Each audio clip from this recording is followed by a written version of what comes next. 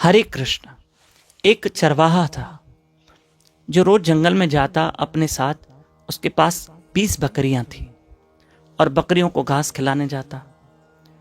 रोज जाता, रोज उसका काम था और बकरियां उस जंगल में जाके हरी हरी घास खाती। दिन के समय में वो आराम करता था एक पेड़ की छाया में।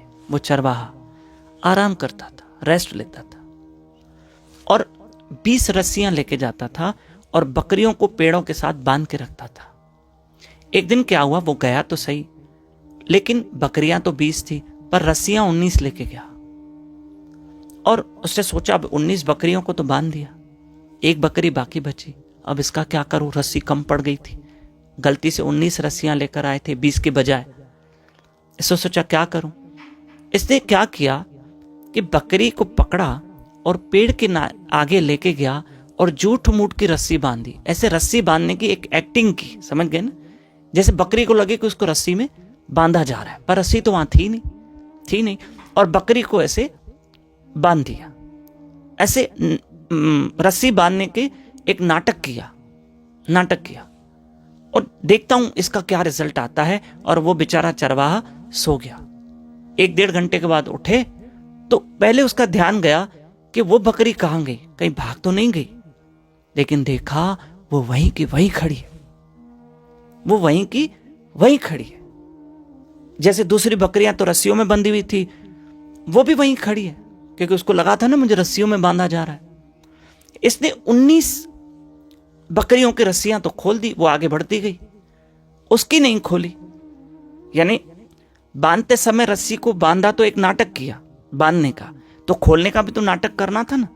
तो उसने वो नहीं किया चरवाहा ने, और बकरी को थोड़ा आगे चलने के लिए ऐसे करते ना, हकालते ना, हकालना बोलेंगे ना, तो ऐसे बकरी को आगे, वो हिले ही नहीं। अरे ये हिल क्यों नहीं रही है बकरी, ये बकरी हिल क्यों नहीं रही, अरे इसको मैं इतना आगे भेज रहा हूं ये जा ही नहीं रही है। उसने मन में सोचा कि जो मैंने रस्सी बांध के रखी थी ना, वो भी खोली कहां है। तो उसको खोलने का नाटक करना पड़ा, तब बकरी आगे बढ़ी, जबकि उसको किसी रस्सी में बांधा नहीं गया था। पर बकरी को लगा मुझे बांधा गया है। बंधी हुई नहीं थी, फिर भी खुद को बंधी हुई समझ रही थी। खुद को उसने बांध के रखा था, उस चरवाहा ने उसको नहीं बांधा था, बकरी ने खुद को बांध के रखा था कि मैं बंधी हुई हूं। प्रिय बंधुओं, इस दृष्टांत से सीखना है कि हमने भी कई चीजों को खुद को कई चीजों से बांध के रखा है। किसी ने खुद को शराब के साथ बांध के रखा है। हाँ, किसी ने खुद को शराब के साथ बांध के रखा है कि इसको नहीं पीऊंगा तो मुझे नींद नहीं आएगी, मेरे टेंशन नहीं जाएंगे। हमने खुद को बांध के रखा है। याद रखना, हमने कई ऐसी चीजें हैं खुद को बांध के रखा है। जैसे कई चाय पीते ना, चाय के बिना वो रह नहीं सकेंगे, व्रत करेंगे तो भी व्रत में भी चाय पीते।